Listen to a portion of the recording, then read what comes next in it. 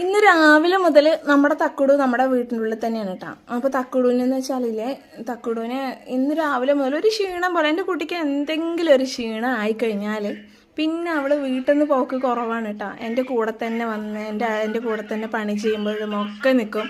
ഞാൻ എന്ത് ചെയ്താലും എൻ്റെ കയ്യിൽ തന്നെ കയറി നിൽക്കും. ഇപ്പോൾ ഇതാ ഒരു ചിക്കൻ്റെ എല്ലും കൊണ്ട് വന്ന് നിന്നിട്ട് വീട്ടിനുള്ളിൽ നിന്നിട്ട് തീറ്റ.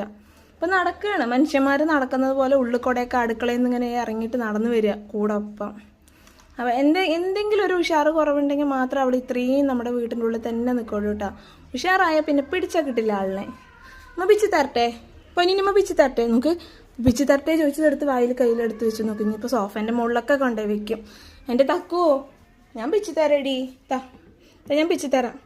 വേണ്ടാന്ന് നോക്ക്, ഞാൻ പിച്ച് തരാം, ഞാൻ പിച്ച് തരാം. താടി പിച്ച് തരടി, പിച്ച് തരതാ തായോ.